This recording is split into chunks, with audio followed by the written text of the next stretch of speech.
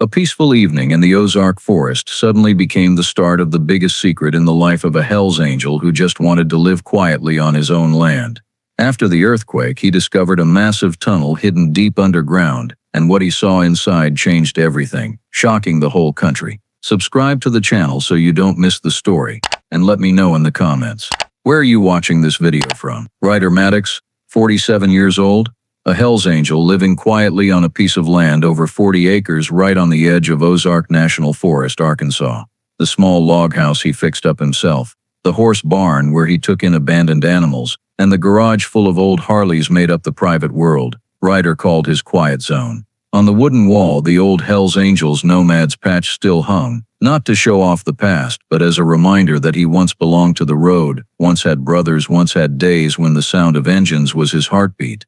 Now all he wanted was peace, a slower pace, land to care for, a place where he could believe things were still honest and simple. But for the past week, that peace had started to crack in ways Ryder couldn't explain. On the south field, circles of withered grass appeared, perfectly round and sharp as if scorched from below. The forest wind carried a strange smell, raw oil, thick and acrid, a smell that didn't belong in these mountains. Ryder's horses, usually calm and gentle, suddenly grew restless, huddling together and constantly looking in the same direction. At night, when the forest sank into darkness, Ryder heard a low, muffled sound from deep in the earth, a faint, steady vibration, like a machine breathing somewhere beneath his feet. He told a few people in town. They said it was minor earthquakes or wild animals digging. But Ryder's gut, the instinct that had saved him over thousands of miles of road and countless unpredictable situations, told him different. He stood in the yard watching the long pine shadows stretch across the ground, and felt it clearly, almost like a sixth sense. Something was stirring beneath this red dirt. A silent warning rose from deep inside. Something's moving under your land. When night fell, and the Ozark Forest sank into the characteristic stillness of the Arkansas mountains, Ryder Maddox was still out back, brushing straw off the shoulders of his last rescue horse before closing the barn door. Everything was peaceful enough that he could hear dry leaves turning in the wind, but that peace only lasted a few more breaths. Suddenly the ground beneath Ryder's feet rumbled with a deep roar like a beast waking up, then turned into a violent shake so strong the barn wall beams creaked. His horses screamed, reared up and pawed the ground. The dogs ran off the porch howling in long bursts that echoed like the whole forest was in chaos. In the garage, a Harley crashed to the concrete floor, the metal impact ringing out thick in the dark. This earthquake was unnaturally strong. Ryder had felt light tremors here before, but never anything powerful enough to rattle everything in the house and panic his animals like this. In the distance, scattered house lights flicked on. A few terrified shouts carried through the edge of the forest. Clearly the nearby small town felt it too. When the ground finally settled, before Ryder could even catch his breath, a strange hot wind swept through, carrying a sulfur smell so strong he had to hold his breath. He grabbed a flashlight and ran toward the south part of his property, where those suspicious circles of dead grass had appeared over the past few days. The closer he got, the louder the sound of sliding earth became, and when he arrived, the sight stopped him dead like he'd stepped on a ghost. A wide section of forest was torn open, the ground broken into huge chunks as if someone had punched straight up from below. Right at the center of the destruction was a massive sinkhole, its mouth gaping wide, pitch black like a black hole swallowing every ray of light. Waves of heat rose from the pit, carrying sulfur and raw oil, the kind of smell Ryder had only ever encountered near deep drilling rigs in Texas, never in the Ozarks.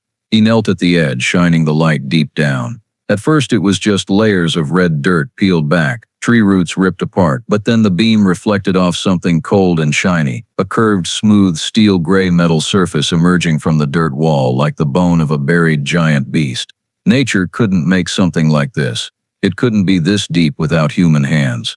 Ryder felt his skin go numb at the truth. Staring him in the face, beneath his land, right under this quiet forest, was a man-made structure hidden for years. He pulled out his phone and dialed the only number he needed. Brick Lawson, his old Hell's Angels road brother, now a heavy equipment mechanic. As soon as Brick picked up, Ryder said low, steady, and without a hint of doubt, "Brick, I found something under my land. It ain't natural. Somebody did something under my ground, and we gotta find out what it is." The next morning, while mist still clung lightly to the Ozark treetops, the heavy, distinctive rumble of Brick Lawson's old Chevy echoed up the dirt road to the ranch. Rick stepped out with the heavy gait of a man who'd spent his life lifting machines bigger than most people's houses. Black beanie, thick gray beard, arms covered in faded skull, piston and ham C tattoos. The truck bed was loaded, climbing harnesses, industrial flashlights, gas detectors, static lines, a jackhammer, even emergency breathing gear. Ryder eyed the gear, then Brick, and raised an eyebrow. You planning on raising the Titanic, or what? Brick shrugged.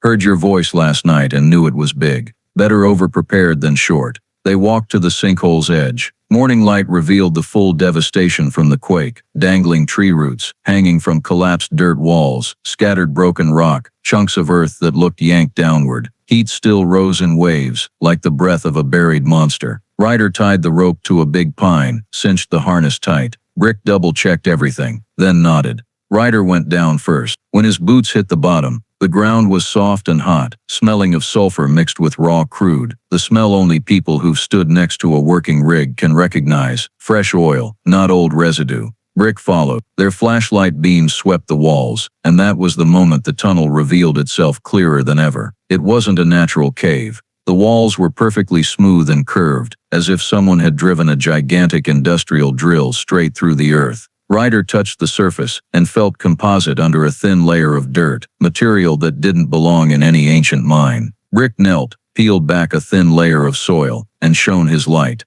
Polyfiber composite, used in deep drilling rigs or secret pipelines, not something regular people get their hands on. Ryder swallowed hard, so somebody drilled. Brick nodded, and drilled at a level only big oil companies can afford. A few meters deeper, Brick's light hit something half buried in the dirt, a charred piece of wood. He pulled it out and wiped off the mud. Faded black letters emerged, burned but readable. Goliath Energy Co. Ryder felt like someone punched him in the chest. Goliath Energy, the infamous Oklahoma oil giant, tied to dozens of environmental lawsuits, illegal waste dumping, and shady deals every biker on the road had heard about. But Goliath here in the Ozarks, drilling secretly under his land, without anyone knowing. Ryder took a deep breath. Hot, heavy, thick with unidentified chemicals, not the smell of forest earth, not something that belonged here.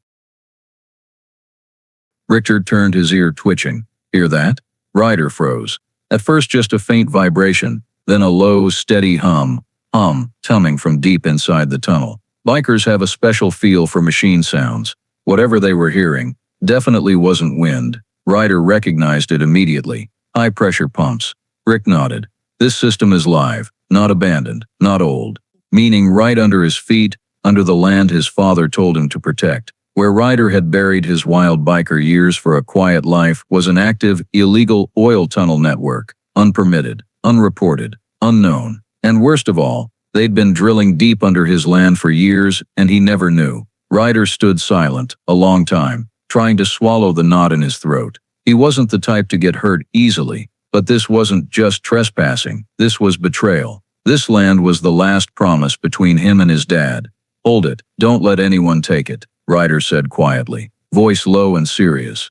They dug a whole world under my feet, right in my dirt. Rick put a hand on Ryder's shoulder, the way bikers comfort each other without words. Then now we dig back, see what the hell they're hiding. Ryder clicked on his light and aimed it deep into the darkness where the tunnel stretched on like a metal vein through the heart of the Ozark Forest. He gripped the strap tight, eyes burning with the same determination anyone who ever rode with Ryder in the Hells Angels days would recognize. The look of a man who won't back down. Rickard, Ryder said slowly. We gotta find out what the hell they're hiding down here. Rick gave a thin smile. Then let's get started. The next morning, while dew still beaded on the leaves and the trail to Ryder's property was covered in cold dampness, Rick was already sitting in the kitchen with a mug of black coffee, big hand tapping lightly on the wooden table. Ryder was silent, eyes fixed on the window, where the sinkhole sat dark like an unanswered warning. We need another brain, Rick said after a while. Not just any brain, someone who understands dirt, drilling, chemicals. Ryder looked at him, frowning. Who you thinking? Rick shrugged. Mara, Sloane's kid. My niece. You've met her a couple times. Ryder remembered. Mara Sloane, 31, young geology professor at the University of Arkansas, famous for her research on Ozark rock layer deformation. Grew up around bikers, but chose the academic path. Sharp mind like a blade and used to handling dangerous things underground. Ryder didn't argue. Call her. A little over an hour later, Mara's ash-gray SUV appeared at the start of the dirt road, dust kicking up behind the tires. She stepped out, hair in a high ponytail, technical jacket with the Ozark logo, tool belt loaded with measuring gear. She looked at the sinkhole from a distance and frowned.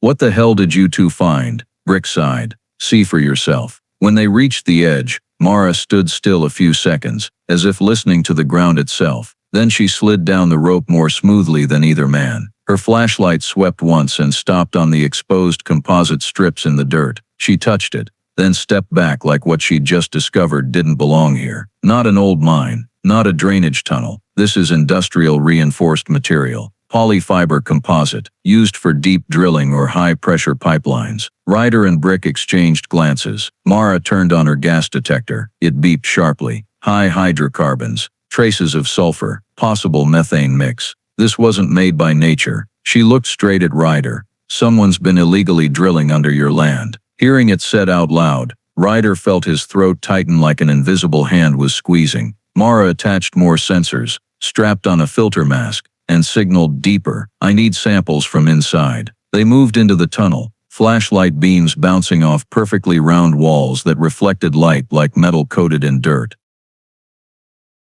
Mara led, stopping now and then to check gas levels, scrape soil samples, and chip composite into test tubes. The deeper they went, the hotter it got. The air grew thick, hot, heavy with oil, so strong that one deep breath coated your throat. When they rounded a narrower section, Ryder's light suddenly stopped. Look, on the soft ground were footprints. Not animal, not old boots, industrial work boots, V-tread pattern used on rigs. The prints were crisp, meaning very recent. Rick lowered his light to the floor. At least 3 people, no older than a few days. Mara jotted notes fast and moved forward. Then all 3 froze at once. Their lights hit a system of metal pipes running along both walls. Not old, no rust. Welds still showed fresh tool marks. Ryder put his hand on one pipe. It was warm. "They're running," he said quietly. "These pipes are active." Beneath their feet, the ground glistened. Ryder aimed his light closer. Pools of raw crude thick black spreading out with a golden sheen on top. Leaking, meaning the system was still pumping. And the worst part, completely off any government radar. Mara dipped a gloved finger in the oil, lifted a drop into a vial, and sniffed lightly. She immediately stepped back. Deep crude, being pulled from bedrock reservoirs. It doesn't belong here naturally. Someone is extracting. Ryder breathed hard, trying to cage the rage tightening his chest. "How long?" Mara checked her portable analyzer screen. Based on temperature, hydrocarbon freshness, and composite wear, the system was serviced recently, possibly within the last week, and it's been running continuously for years. Rick let out a rough sound. Years. And nobody knew. Mara turned to Ryder. "They picked this spot smart. Your land sits over an old fault line, where machine noise blends with natural shaking. They used access tunnels from the north or west, never touching the parts you walk." Ryder felt all the blood rush to his face. Memories of his dad, who taught him to listen to the land, love every inch of forest, surged like a wave. And now, on the very land his father left him, someone had built a massive illegal oil operation, leaving leaks and collapse risks without ever asking. Mara kept moving forward. Their lights hit something that stopped all 3 again, a section of tunnel wall exposed by the quake. Behind the composite and dirt was steel rebar mesh, the kind used only in large-scale underground projects, licensed by government or billionaire corporations. Mara touched it and shook lightly. "Can't be old construction. This material's only been made in the last 10 years. Rick narrowed his eyes. "So they drilled recently?" "Very recently," Mara confirmed. "This isn't a relic of the past. This is active. An illegal oil tunnel operating right now under your land." Ryder stood there a long time. Heat kept rising from deep in the earth, carrying that steady hum-hum, like the heartbeat of a giant invisible machine. A suffocating dread crept into every breath. But mixed with it was something else, resolve. Not the hot-headed kind from his road days, the kind forged by loss, memory, loyalty to the land and the dead. He stared deep into the dark tunnel, voice low and cold. "We haven't gone far enough. They're hiding something bigger down here." Mara gave a small nod, accepting that the expedition had only just begun. Rick tightened the headlamp strap and looked at his friend like he was seeing the old road brother again. Then we keep going.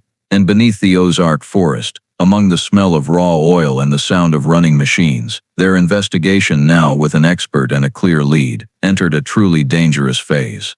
They climbed back out with bags of soil samples, gas readings, and a heaviness in their eyes, as if the three of them had stepped into a secret too big for anyone to own.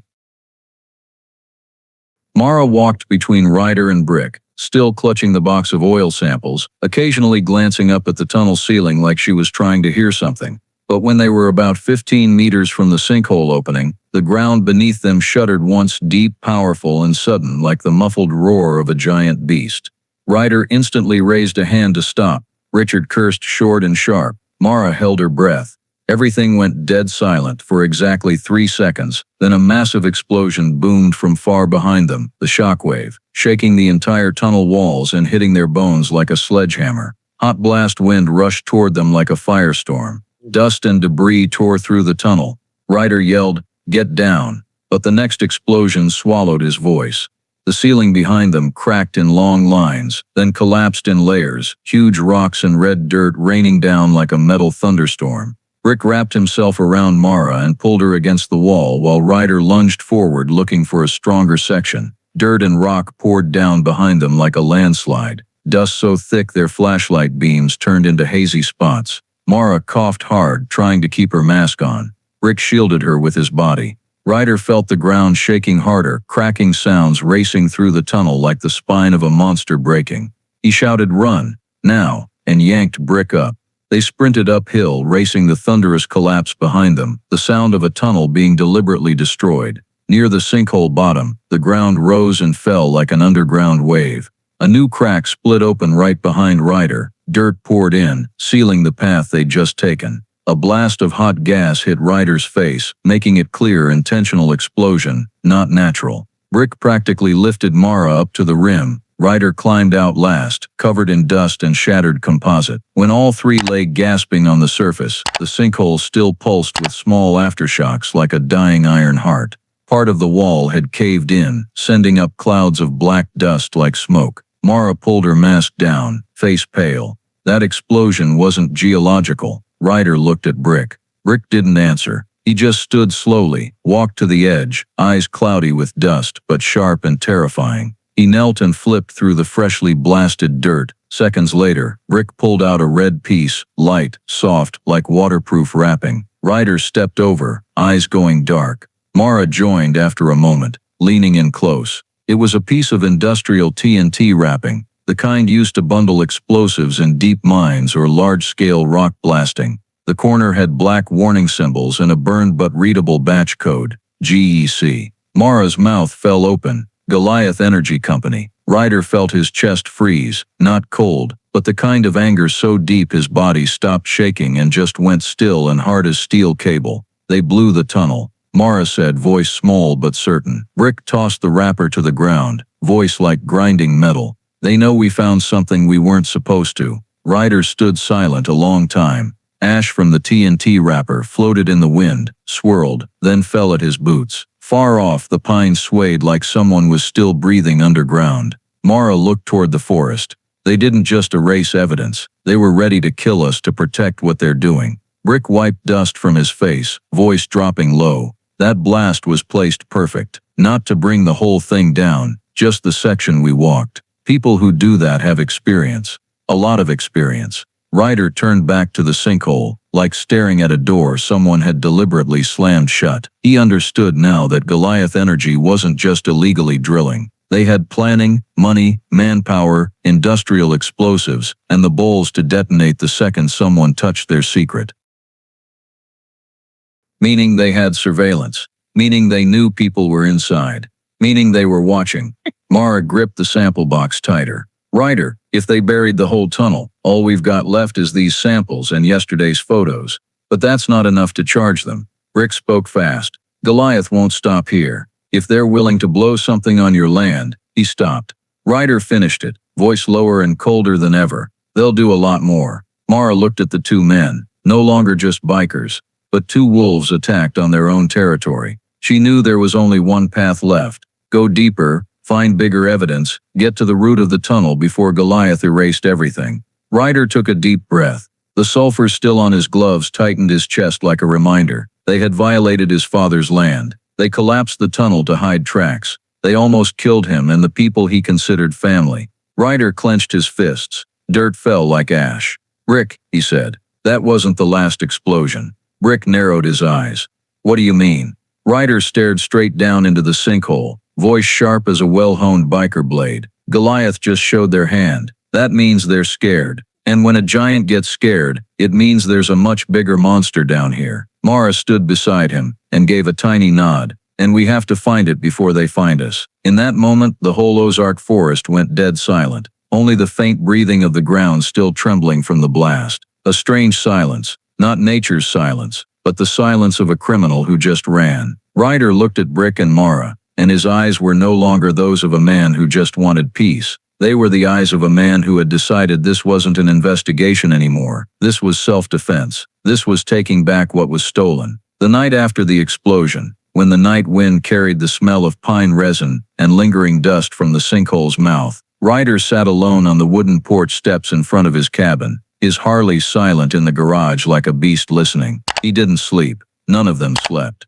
Rick was still checking the gear they'd managed to salvage from the tunnel. Mara was packing samples to send to a lab, but Ryder knew soil samples, crude oil, and a piece of TNT wrapper wouldn't be enough to drag a giant like Goliath Energy into the light. That corporation had lawyers, politicians in their pocket, and a dozen shell companies to take the fall. If he wanted to hit them, he had to find where they were weakest. The secrets even Goliath tried to bury as deep as their tunnels, and no one on Earth digs up secrets better than bikers. Bikers ride everywhere, meet every kind of person, cross-country truckers, rig mechanics, ex-roughnecks from West Texas oil fields, old men in bars who once drank with deep drill engineers. Ryder pulled out his old phone, contacts almost all nicknames: Rusty Jack, Three Fingers Cole, Mama Diesel, Big Theo, Palo, Redline Pete, people he'd helped, saved or ridden endless miles with. He started calling, no long explanations, just one line: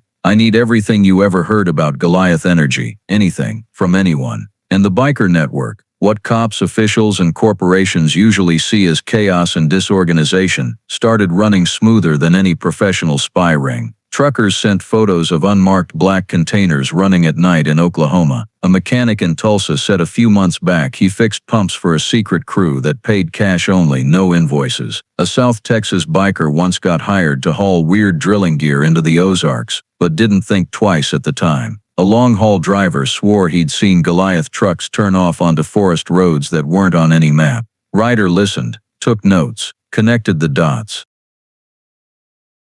The more pieces he gathered, the clearer the picture. Goliath Energy wasn't just drilling illegally. They had an entire underground network stretching across Arkansas, Oklahoma, and Missouri like the hidden veins of a giant predator. And the tunnel under Ryder's land was just one small branch. An important branch they were willing to blow up to erase. Rick sat across from Ryder under the yellow light, face old but sharp as steel. "They're running bootleg oil." Ryder nodded. "Yeah, no official refinery. No taxes, no inspections, no oversight." Mara added, "Deep reservoir crude profit many times higher than regular wells." Rick wiped his face. "But they need underground pipelines to move it, and if you ask me, that tunnel we walked into is the pipeline." Ryder stared at the map he and Mara had drawn from memory. The tunnel path, the turns where composite was exposed, where the warm oil pipes ran. Mara circled suspicious points in red. "If you're right, Goliath is moving raw crude through a tunnel network, pumping it to some hidden point, then loading it onto trucks where nobody's watching." Rick clenched his jaw.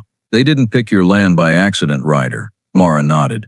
"Exactly. I've been thinking it since last night. Not random." Ryder looked at her. "So why my land?" Mara opened her laptop and pulled up files she'd accessed through university connections. Ozark mineral records, geological maps, old limestone channels, abandoned oil seams. She pointed, "Your land sits right over an ancient sedimentary zone, super easy to drill, low fracturing. Plus," she zoomed in on a red area. "This zone isn't monitored. Goliath never had to file environmental reports here." Rick added, "And most important, who owns the land?" Ryder answered low, "A retired biker." Rick gave a bitter laugh. "Exactly. An old biker living in the woods, who's gonna believe him?" If you walked into some government office yelling they dug a tunnel under my feet, they'd think you were drunk. Mara looked at Ryder, eyes sad and angry. They picked your land because they thought nobody would believe you. A biker has no voice in a billion-dollar game. Ryder went quiet. Mara's words hurt because they were true.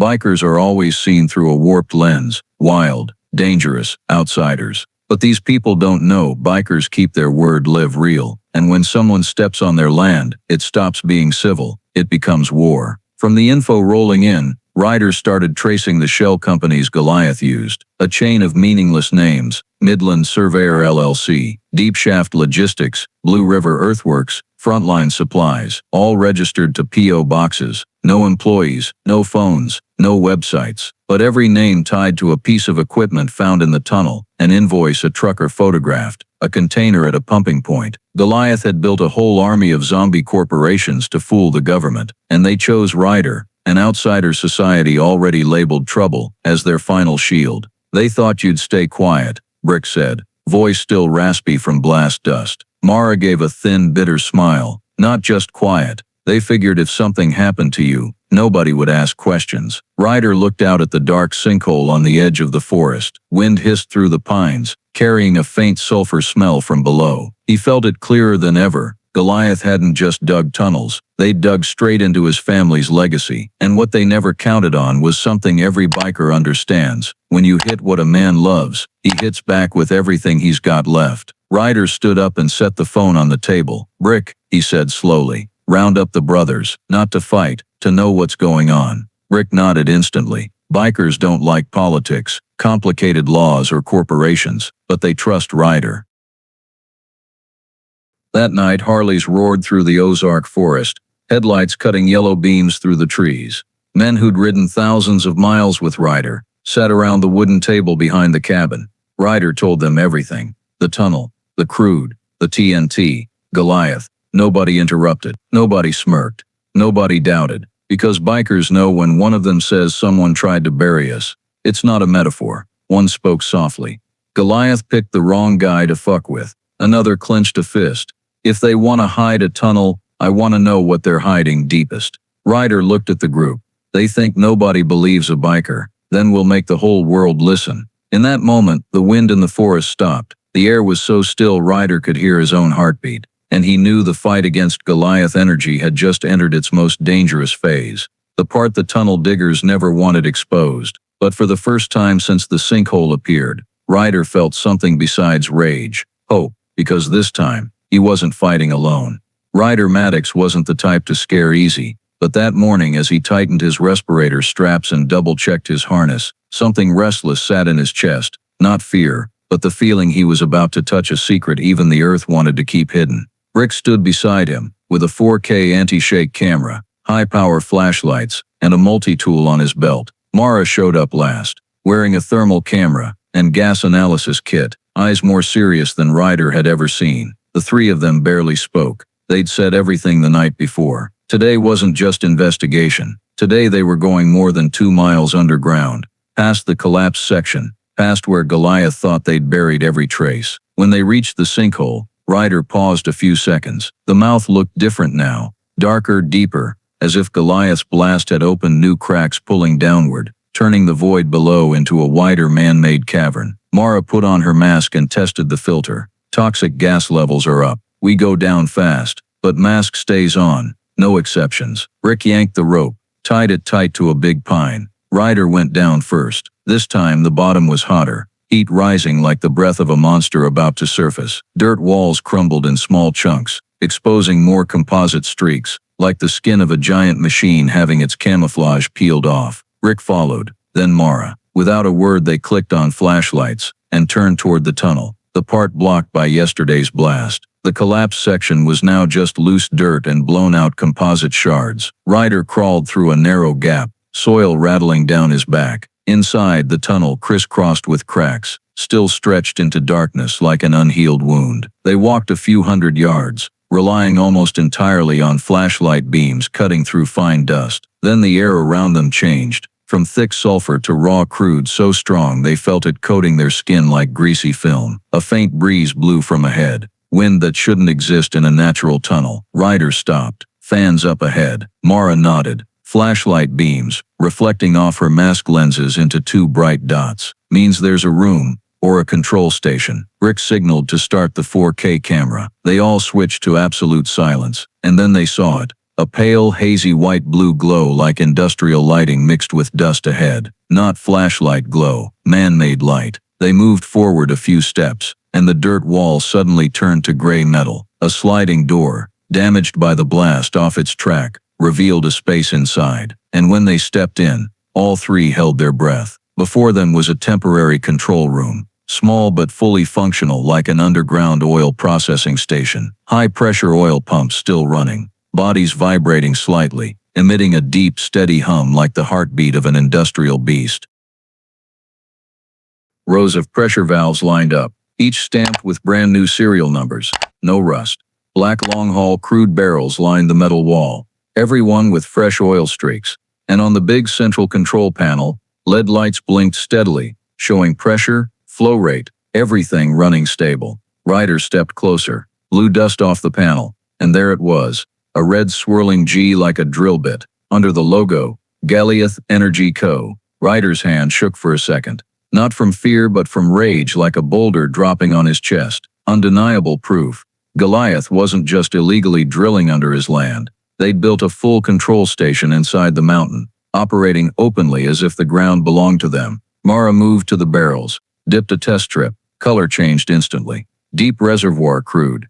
The kind Goliath pulls from thousands of meters down. Definitely not natural. Rick filmed every valve serial. This gear's less than 2 years old. They just installed it, Ryder. Brand new. Ryder didn't answer. He walked slowly to the far end, where a smaller, darker side tunnel continued like a hidden artery. Just as he raised his light, Mara whispered through her mask, "Freeze." Rick swung the camera toward her. "What?" Mara pointed at the floor. Dust disturbed, and in the middle, clear, fresh boot prints, heavy industrial soles, deep V-tread, still wet with crude. Ryder whispered, "Someone was here. Recently." Before Brick could reply, from the far end where darkness swallowed nearly all light came a small metallic clink. Ryder and Brick instantly aimed flashlights that way. 3 figures emerged from the side tunnel, gray coveralls, industrial respirators, hands oil-stained. No need to ask who they were. Goliath's secret workers. One stepped forward. The flashlight hit his mask lens. Ryder saw the flash of shock in the guy's eyes, the moment he realized they weren't co-workers or supervisors. He raised a hand, not to back off, but to warn. In a split second, all 3 workers spun and bolted deeper into the side tunnel. "Get back here." Rick roared and switched the camera to run mode. Ryder didn't need orders. They all charged after them. But the side tunnel was narrow and composite-lined, footsteps echoing like they were inside a chest. Mara kept pace at the rear, running while checking her gas detector for explosion risk. Ryder led, light chasing the shadows ahead. Rick's 4K caught every movement. Valves, oil pipes, metal walls, living, undeniable evidence. But the 3 workers were faster than expected. They weren't panicking. They knew this route by heart. At a sharp turn, Ryder slipped on a thin oil film. Mara grabbed his harness strap and yanked him back from falling into a small oil sump in the corner. Rick glanced back a second, then kept chasing. Then the footsteps ahead faded, gone. Ryder reached the end. His light stopped. The tunnel opened into a hollowed-out space, unfinished expansion, and it was completely empty. Rick switched to infrared. No heat signatures left. The 3 workers had vanished like ghosts. "They've got another exit," Mara panted. "Emergency route we haven't seen." Ryder clenched his fists. He didn't need to catch them. He had everything they'd just seen. Pumps, barrels, valves, control room, Goliath logo. Rick raised the camera and nodded. "We got what we came for, and more." Ryder turned for one last look at the control room, where the red Goliath logo glowed like a stain on his land. Over the steady pump hum, he said one line that both Mara and Brick understood perfectly. "This crime ain't staying underground anymore." The 3 turned back, walking through metal corridors, past oil slicks, past composite walls, past darkness deep as a demon's throat. And when they climbed out of the sinkhole into the dim Ozark Forest light, Ryder knew the fight had entered a point of no return. The instant the three workers ran and their shadows disappeared into the side tunnel, Ryder didn't hesitate a second. He chased on pure instinct, the same instinct that had hunted down worse men for half his life. Rick stayed right on his heels, 4K camera shaking with every stride, Mara running last, one hand on the gas detector flashing yellow warnings. The tunnel narrowed, composite walls curving like a twisted artery, making their footsteps echo like stretched metal. Ahead, the three workers breathed hard, heavy boots pounding oily dust into long skid marks. Ryder heard a mini drill bit clatter off the wall as one tried to ditch gear to slow them down. "Watch it," he barked. But Brick already stepped over it. The air grew hotter and thicker with every meter, like running straight into the lungs of a giant machine. Mara's gas detector rattled wildly, red lights blinking non-stop, methane spiking, no sparks. Mara yelled, voice muffled in her mask. Ryder didn't look back, but gave one sharp nod. He knew one tiny spark could turn this tunnel into a fireball hundreds of yards long. The workers ahead veered sharp into a smaller branch, darker, lower, much tighter. Ryder didn't slow. He shot after them like this tunnel was an old nomad highway. But a few meters in, the floor changed from hard dirt to greasy oil mud. Ryder braked, but too late. Right then Mara behind him slipped hard on a mirror-black crude slick. She lost balance and pitched toward a deep drainage trench along the wall, a drop so black flashlight beams couldn't find bottom. No hesitation. Ryder spun, grabbed her wrist just before she went over. The yank jerked him forward, knees sliding into the slime, but he held on, knuckles white. "I got you," Mara gasped, voice shaking slightly. "Ain't letting go." Ryder growled through the mask and hauled her back hard. Brick lunged in, grabbed Mara's harness, and together they dragged her away from the edge. All three hit the tunnel floor, breathing hard, oil-coating gloves and masks like black gloss. Ahead the three workers had gained distance, boot sounds fading like ghosts. "Move!" Ryder jumped up and pulled Mara with him. No time to think, no time to hesitate. The ground vibration grew stronger, cyclic. Mara blinked. "That's pipeline pressure. If it climbs more," a cracking boom like lightning splitting a tree echoed from the main tunnel. Ryder felt the air shift, wind pushing toward them, sucked into a sudden new void. Brick glanced back. "The section we just came through, it's going." No more words needed. They ran. The side tunnel sloped upward into the wider main branch. Ryder kept strides even to avoid slipping on the glass-thin oil. Mara panted but kept the gas detector in hand. He knew if they hit a high methane pocket, friction alone could blow everything. From behind, cracking sounds grew. Then a massive roar, the sound of an entire tunnel section collapsing, shoving dust and composite shards toward them like a black wave. "Faster," Ryder repeated, voice choked in the mask. They burst into the wider section just as a telephone pole-length composite beam crashed down behind them, sealing the path. Dust blinded everything. Flashlight beams turned to hazy streaks. Mara coughed hard. Brick pulled her against the wall. Ryder spun and shielded them. Another heavy crash. More ceiling metal falling. Then silence. A heavy coffin lid silence pressing down. Only the sound of three people breathing through masks. Mara took seconds to steady. 5 more seconds slow, we'd be under it. Brick nodded, face caked in dust. "They blew it again. They want us dead down here." Ryder didn't answer. He looked ahead. The way back was blocked by rock and dirt. The only open path was the direction the three workers had run. Goliath wasn't just erasing evidence, they were erasing people. A cold line ran down Ryder's spine, not fear, absolute clarity. Goliath had live monitors inside, remote detonation triggers, surveillance. When they saw 3 people go too deep, they gave the order to seal the tomb. "Any way out?" Mara asked quietly. Ryder shone his light forward, faint warm breeze blowing. "Yeah," he said, "but it's where those 3 went." Brick flashed a dusty, angry half-grin. "Then we keep going." Ryder nodded. No other choice. And they ran, past oil puddles, past fresh cracks oozing dirt, past the thumping pumps like Goliath's monster heartbeat. When they reached the end of the branch, a blast of cold air slapped their faces like a wake-up call. A small open space, maybe once a freight passage or worker escape route. Ryder pulled Brick and Mara through. The second their boots hit that space, rhythmic booms sounded behind them, the final breath of the tunnel collapsing completely. Wind blasted at their backs, dust shooting up like smoke. 1 second slower, just one, and all 3 would be buried under tons of dirt and composite. Ryder looked back. The path they'd taken was gone. Just a jagged wall of earth, like a monster's mouth that licked itself clean. Mara's hands shook, but her eyes stayed steady. Ryder, if the ground closed behind us, whatever's ahead is something they really don't want us to see. Ryder narrowed his eyes, took a long breath through the mask, and spoke in the low, cold voice of a biker forged on endless roads. Then we're gonna see it all, start to finish. When Ryder, Brick, and Mara finally crawled out of the earth and stood on the Ozark Forest floor, the dim late afternoon light made everything look coated in fresh ash. They didn't speak for the first few minutes, not from exhaustion, but from knowing they'd just survived an intentional tunnel collapse, a corporate murder disguised as an accident by people with enough money and power to turn 3 lives into nothing. Mara broke the silence first. She pulled off her respirator, breath shaky but eyes burning.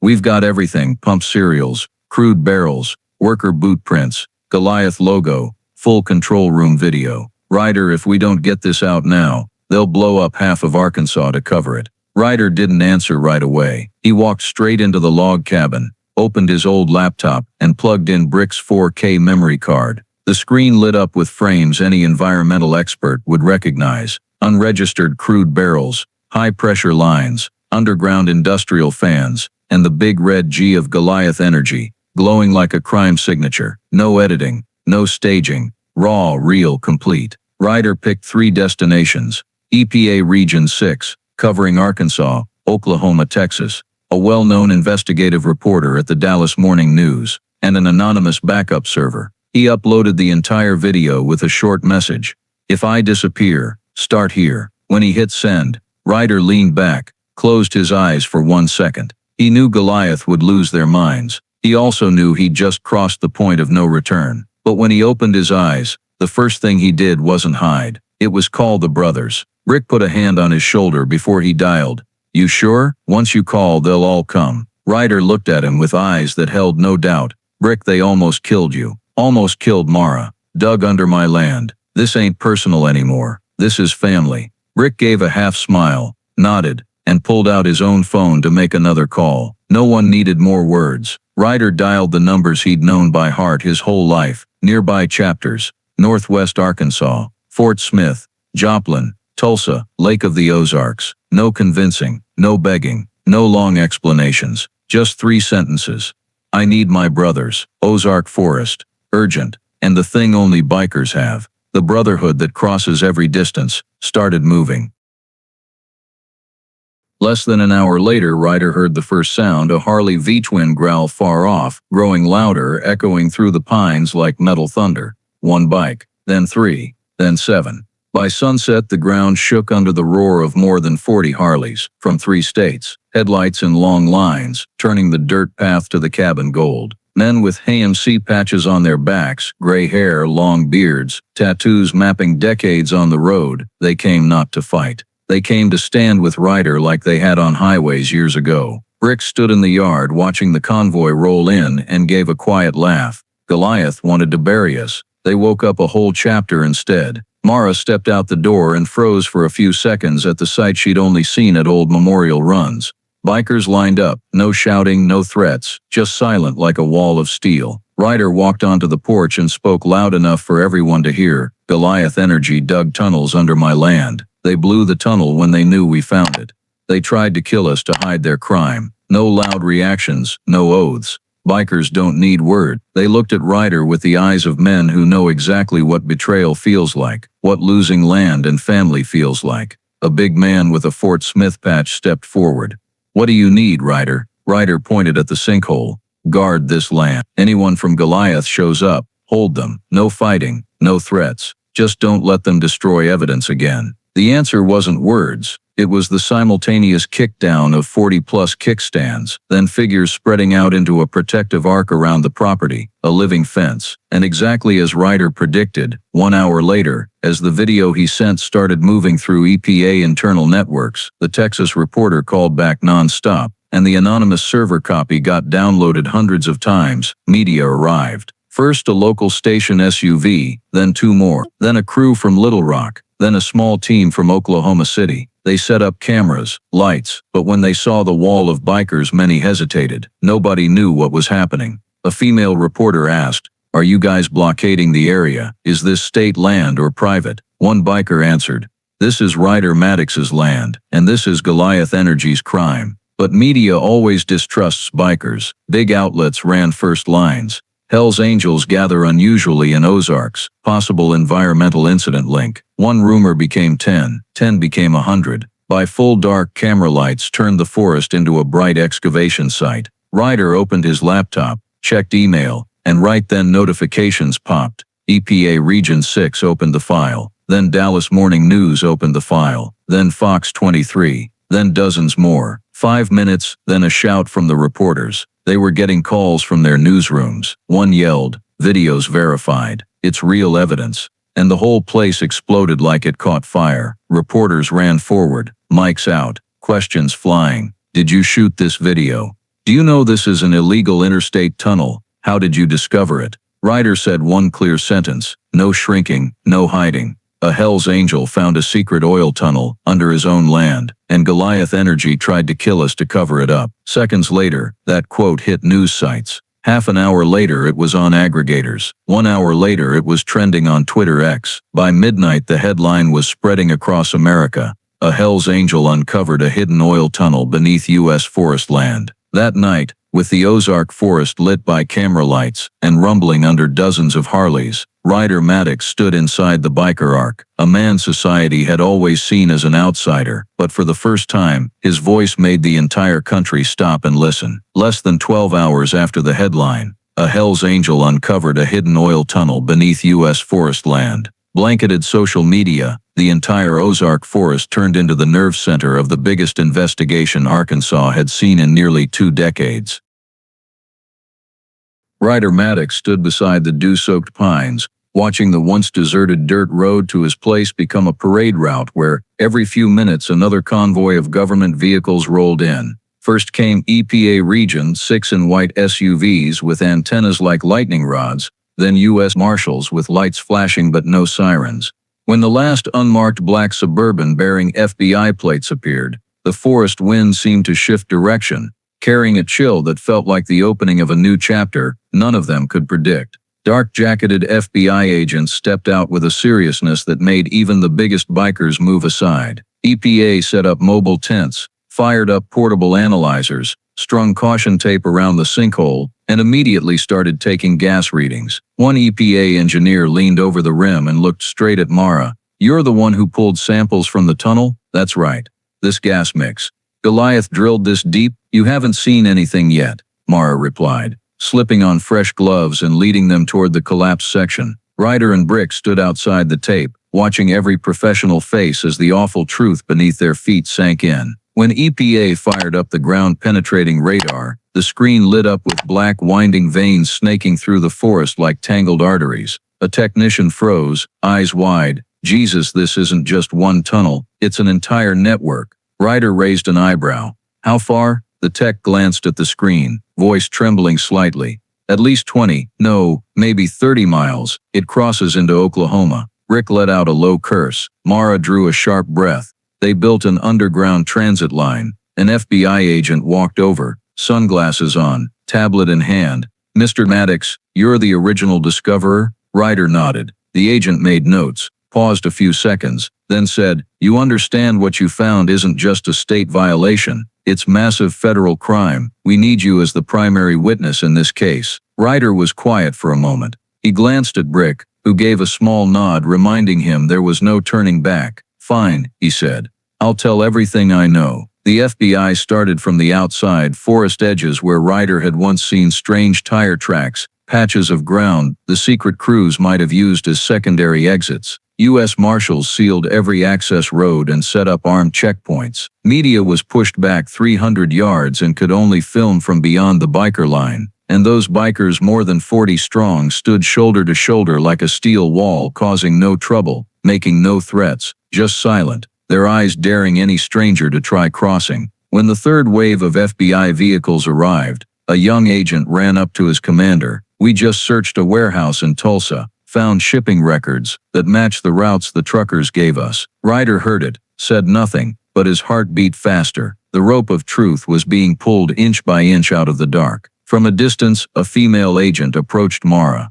We got your samples. Lab confirms this crude comes from geological layers only Goliath has permits to reach. Mara nodded, eyes never leaving the sinkhole. I've never seen an operation like this. They drilled illegally under dozens of acres of forest. No reporting, no leak mitigation. This is an environmental disaster waiting to happen. Inside the cabin, the FBI sat Ryder in front of a recorder. An agent said, "Mr. Maddox, we need you to walk us through everything from the beginning. Every descent into the tunnel, the explosions, the evidence you collected, and, you should know, we executed arrest warrants on multiple Goliath employees this morning." Ryder paused.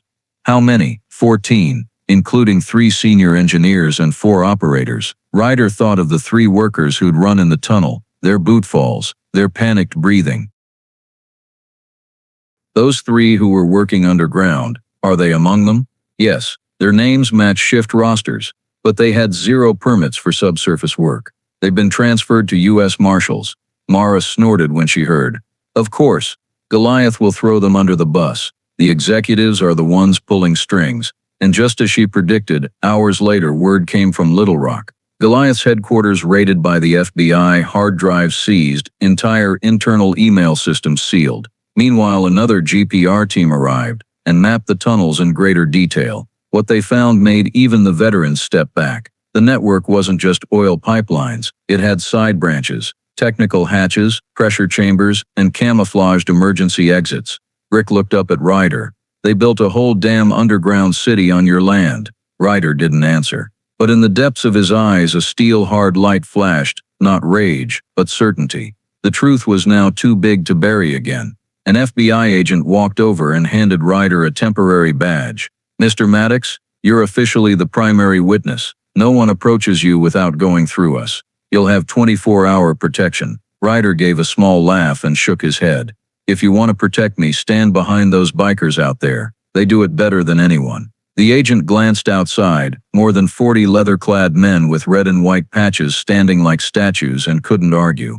By dusk, EPA released its first official statement, clear evidence of widespread illegal crude oil extraction, large-scale operational system, high toxic leakage. A CNN reporter shouted, "Who was the original discoverer?" And from inside the biker arc, Ryder stepped forward, calm, no boasting, no shaking. He said one sentence that turned every camera toward him. "I'm just the guy who lives on his own land and listened when the ground told the truth." That night, as FBI kept sending people down for surveys, as U.S. Marshals escorted defendants, as EPA stamped red seals on preliminary reports, Ryder knew one thing for sure: the fight had outgrown him and the bikers. Goliath's opponent was no longer one man, no longer one chapter. It was the entire United States government. News of Goliath energy raids spread faster than any wind that ever blew through the Ozarks. Within hours of the FBI announcing the interstate tunnel network, the whole country seemed to hold its breath for the next update. At Ryder's cabin, once swallowed by mountain solitude, now a chaotic hub of media, federal investigators, and public outrage, Ryder kept a strange calm, the kind only a lifetime of storms can forge. He stood beside the old wooden table as EPA and FBI agents arranged crude samples, pump parts, videos, and tunnel network maps for the federal report. An EPA agent held Mara's vial of underground oil to the light, the thick black liquid flashing gold on the surface. No denying it anymore. "This is deep reservoir crude from layers only. Goliath is licensed to drill. If it's showing up under your land like this, they were operating way outside permitted zones." Mara, who hadn't rested a minute since the investigation began, flipped through documents in front of a DOJ representative. "Here's the stratigraphic breakdown we analyzed. Composite layers, operational depth, methane leakage. Everything proves the tunnels have been running for the last 2 years. There's no legal explanation for their existence." Brick, leaning in the doorway, snorted. "They lied from day one. Not old mining, not geological accident, planned bootleg drilling, lied to the government. Lied to people, lied to the country." An FBI agent nodded. "You're right. We just went through seized Goliath servers. There's an email chain titled Project Deepline. They knew it was illegal. They used shell companies to dodge audits and environmental reviews." Ryder didn't need to see it to know. He'd felt it the moment he saw that red G logo underground, the moment he heard the hum of pumps running beneath the land his father told him to protect. But when the agent slid a printed email across the table, one where a Goliath senior manager wrote, "The Ozark segment must remain absolutely secret. The area is only bikers and hillfolk. Nobody believes them. Continue routing through the main branch." Rage tightened Ryder's chest like barbed wire. Mara lightly gripped his arm, sensing he was fighting the urge to slam the table. "See," she said quietly, "it's not just environmental, it's how they decided we don't deserve to be heard." Ryder nodded, eyes dark, "And that's why they thought they could bury us down there." When EPA's preliminary report hit the press, the cold, hammer-hard words landed: widespread illegal crude extraction, interstate underground transport system, high toxic leakage, long-term groundwater impact. Arkansans, proud of their land and forests, erupted. Small rallies popped up in Fayetteville, Fort Smith, Little Rock. Signs read, "Protect the Ozarks. No one tramples our land. Justice for Maddow Ridge." National media changed tone from biker skepticism to quiet respect. CNN ran, "Biker saves entire forest region from decade's biggest environmental cover-up." Fox News, "Hell's Angel becomes key witness in illegal oil case." Dallas Morning News wrote plainly, "Not everyone who rides a Harley is the bad guy. Sometimes they're the only ones who hear the ground crying for help." Ryder never sought fame, but standing between the biker arc and the FBI tape, he understood the truth was now too big to be shoved back into the dark. Goliath Energy began collapsing like a hollow building. 7 VPs arrested, 3 chief engineers cuffed on camera. A long line of operators marched out of the Oklahoma City office. People who once saw Ryder as that troublemaking biker in the woods now saw him as a symbol of truth, a man who risked his life to expose what billion-dollar corporations tried to bury forever. Headquarters sealed, stock in freefall, CEO vanished from public view. Lawyers tried meaningless spin, fabricated, misleading, not under our control, but the oil matched 100%. Pump serials were exact. Tunnel maps showed every branch, and Brick's video was played straight to the DOJ. No escape, no excuse thin enough not to be shredded by facts. Soon the lead FBI agent approached Ryder with an official acknowledgement. "Miss Maddox, because of your evidence, because you went underground 3 times at risk of your life, because of the video you provided, Goliath Energy is formally charged with federal interstate environmental crimes and endangerment of citizens' lives. You are the primary witness on record." Ryder looked at the paper, not with pride, but with a deep sadness in his eyes. "The land didn't deserve this," he said softly. The agent nodded, rare emotion showing, "But because of you, it has a chance to heal." At the forest edge, the bikers still stood watch, no one leaving their post, guarding the justice that had just been lit so it wouldn't be snuffed out. Ryder walked back to them. A younger biker asked, "What now, Ryder?" He looked at them with cold, clear eyes, voice steady, no shouting. "We let the law do their part." Then he placed a heavy pine root solid hand on the kid's shoulder. "And our part is to hold this land until it's safe." Night fell, bringing the deep blue-black of the Ozark Mountains, but for the first time since the sinkhole opened, Ryder felt it wasn't darkness coming. It was a new kind of light, the light of truth. Goliath had begun to fall, and this time, nothing could stop it. When the news broke on every morning show that Goliath Energy was officially facing federal environmental charges, the Ozark Forest seemed to take its first deep breath in years of silent drilling. Ryder Maddox stood in the red dirt yard in front of his cabin, once filled only with wind and the breathing of rescue horses, now packed with survey gear, white EPA tents, toxic pumping rigs, and bright yellow hazmat suits. An EPA official walked up holding the restoration roadmap. "We're funding full ecosystem recovery here. Soil, water, destroyed forest, even the sinkhole zone." Ryder just nodded. No excitement. For him it wasn't about money. It was about the land being healed. When Goliath defendants were marched into court, when the CEO faced cameras pale and speechless with lawyers out of excuses, another team of company attorneys approached Ryder. They tried the soft sell, offers any ordinary person would struggle to refuse. "Mr. Maddox, Goliath Energy is prepared to pay substantial compensation if you agree to withdraw charges or state that you misunderstood the severity." Ryder looked at them like they were a stain that wouldn't wipe off, then said one sentence that turned the whole group white. "I don't sell my father's land, and I sure as hell don't sell the truth." Mara stood behind him, arms crossed, eyes like ice. Rick laughed right in their faces. Within seconds, federal protection escorted the lawyers off the property, like they'd tried to sell poison in a schoolyard. After Goliath failed to buy silence, the next spearhead was the ravaged land itself. EPA launched the largest environmental restoration team ever seen in Arkansas. Specialized bulldozers leveled blast-torn ground. Engineers marked every leak point. Water research crews tested every nearby spring for residual hydrocarbons. Mara shouldered gear and became the undisputed field leader. Drill here. Pull another sample at grid 4B. Reduce pressure on valve 2. This spot's hotter. Extend the treatment zone. Her voice was so commanding that even veteran EPA engineers looked at Ryder and said, "She was born for this." Ryder answered with a small smile. He knew she deserved it more than anyone. Then came the bikers. No orders, no requests. They just got to work like they were fixing a brother's house after a fire. Rick led a crew rebuilding the fence destroyed when FBI brought in heavy gear. One group cleared rock and collapsed dirt from the trails. Another replaced barn posts, cut dead pines, built new anti-collapse braces, chainsaws, hammers. Harleys hauling materials roared for days like a strange but living construction symphony. Reporters kept asking Ryder, "Are they being paid?" Ryder answered, "No, they're just fixing what someone else broke." When the rescue horses moved back into a barn cleaner and stronger than before, Mara said, voice thick with emotion, "From one explosion to a rebirth." Ryder adjusted a crossbeam, wiped sweat. Land can be angry, but land forgives, if you know how to take care of it.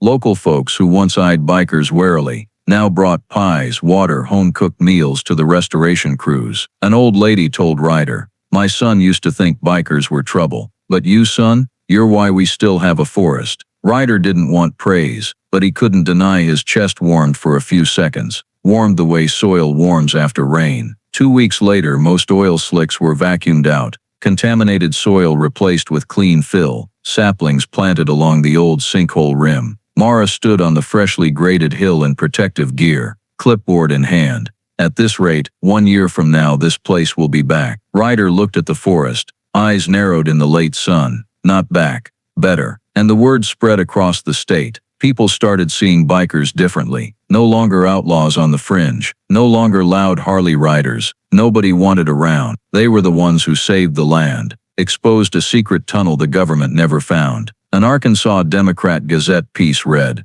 "If not for Ryder Maddox, a man society once got wrong, we would have lost an entire forest region."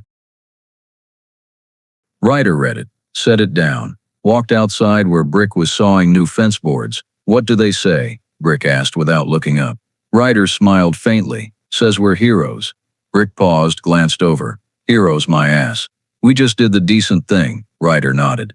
"Yeah, but sometimes the decent thing is enough to bring down a corporation." Mara walked up, handed him a signed report. "EPA just made me permanent lead environmental monitor for the entire Ozark region. Part expertise, part what we did here." Ryder looked at her. "Pride plain. Your granddad would be proud." Mara smiled, eyes shining. "I'm proud of you." And as wind moved through the newly planted pines, the ground beneath them no longer shook from pumps or blasts. It shook with life coming back. Ryder took a deep breath. Fresh soil, young pine resin, the smell of hope. Not everything was finished, but one truth now stood solid in the Ozarks. Strong as a Harley roar, bikers don't break, bikers heal. And for the first time in years, Ryder Maddox felt this land truly belonged to him again. 1 year to the day, Goliath Energy collapsed, and the country learned the secret beneath Ryder Maddox's ground. The Ozark forest wore a new face, greener, younger, as if the earth had been waiting decades to breathe again. Patches once scorched or oil-stained were now thick with saplings, tall pines shooting skyward like green spears, soft grass carpet underneath, and along old trails wildflowers bloomed in purple, yellow, and white ribbons. Ryder stood in the middle of what used to be the sinkhole, once steaming with crude sulfur and the thump of hidden pumps, now just a gentle level valley covered in fresh soil. Wind moved through the trees with a lighter rustle, no longer heavy, no longer hiding secrets, just the sound of life returning. This morning he watched a deer step into a sunbeam at the forest edge, bob its head, then lead a small herd across the restored area without a hint of fear. Red wolves had returned after years of rarity. Eagles circled overhead, and for the first time since the blast, Ozark black bears left tracks near the North Creek again. Mara said those were the surest signs the ecosystem was truly healed. Ryder felt it every morning when he opened the cabin door. Cleaner air, warmer earth. Even his Harley's idle sounded clearer and sharper among the new canopy. Today was special because the Hells Angels Nomads, Ryder's old chapter plus more than 100 bikers from 3 states had come back to the Ozarks for a 1-year Justice Victory tree planting ceremony. But what surprised Ryder wasn't the thunder of over 100 Harleys rolling in like storm clouds. It was the local community showing up in numbers that packed the dirt roads solid. People who once feared bikers, who once tensed at the sight of them, now brought shovels, saplings, water, even homemade pies for the whole crew. Kids ran after bikers begging for photos beside chrome-shining Harleys, while adults shook Ryder's hand like he'd saved their town. Brick, in his old denim vest, directed a group digging pine holes, cigar clenched, voice full of pride. Dig deeper. These trees gotta outlive us. Mara, now lead environmental monitor for the entire Ozark region, stood by a flagged planting zone, showing kids how to set saplings, gloves on but eyes bright as sunlight through leaves. It's not just planting, you have to understand the land. Land remembers. Land tells stories. Ryder watched her and felt a peace he thought he'd never touch after a lifetime running from inner demons, youthful mistakes, bar fights, and endless roads. He never expected the thing that would anchor him was this piece of ground, where his father once said, "Land is only good to those who love it." When the ceremony began, the bikers formed their familiar arc in front of the central clearing. Ryder stepped forward. He didn't want to speak much, but community and brothers were waiting. He took off his shades, revealing deep but calm eyes. 1 year ago, the ground we're standing on was a wound. Now it's proof the earth can heal if people stand up to protect it. Thank you to every biker brother. Thank you, Mara. Thank you to this community. He paused, voice dropping. And thank you, Dad, for teaching me the land never betrays anyone. Only people betray the land. A soft wind rose through the young pines. Some said it was just mountain air, Brick whispered. Or the old man's listening. Mara rested a hand on Ryder's shoulder. Dozens of Harleys idled in unison. A low, warm salute to the land and the fallen, not loud but a promise. Then bikers, villagers, and kids started digging new holes, setting new trees. Dirt flew on boots, sweat fell, laughter rang through the forest. 1 year ago, this place was a pit of greed. Now it was proof of goodness, resilience, and a brotherhood no textbook can define. In the afternoon, Ryder stepped back to a small rise and took in the whole scene. Saplings turning the valley green, locals and bikers mixed together, kids laughing as Brick tossed them a hard hat to chase, Mara carefully tagging each new tree. In that moment, Ryder felt something strange, like his father was standing somewhere on the hillside, arms crossed, smiling under the pines. Not because they beat Goliath, not because bikers were vindicated, but because finally this land had become what it was always meant to be, home. When the tree planting ended, and people drifted away under the soft orange Ozark dusk, Ryder Maddox stayed longer than anyone, eyes following the young trees trembling in the breeze like children learning to stand. The sun slowly sank behind the western ridge, painting the sky fiery gold and red, and right then Mara walked up holding a red-sealed EPA folder. She opened it without ceremony. Final judgment is out.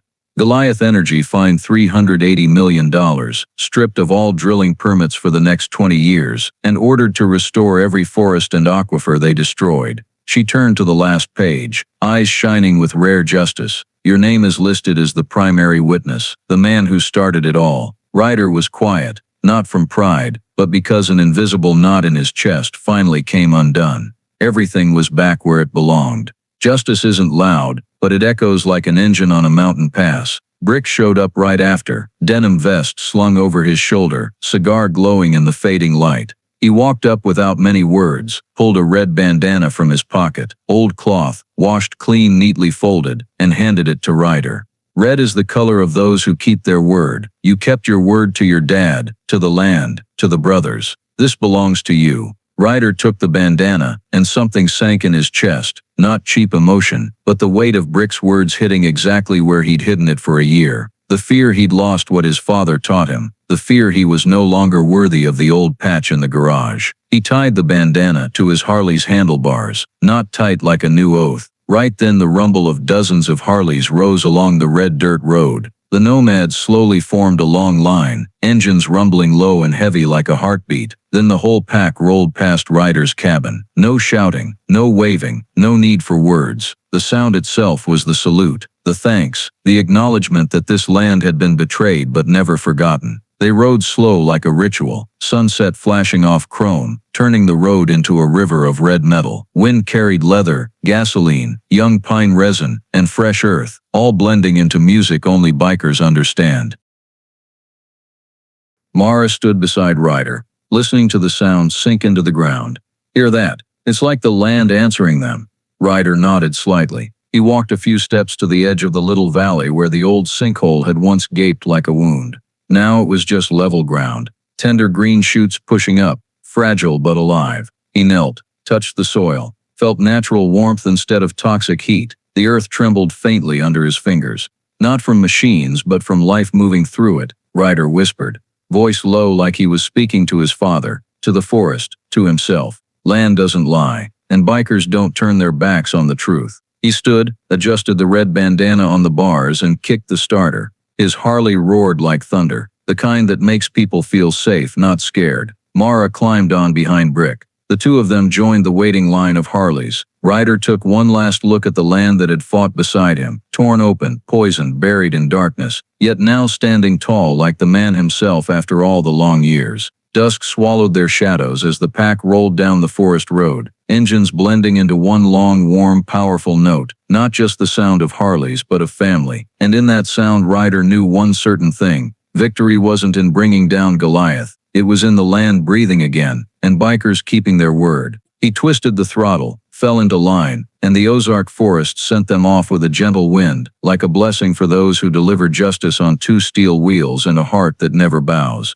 Don't forget to hit subscribe, so you don't miss thrilling, deeply human stories like this one. See you on the next ride, where the truth always finds its voice.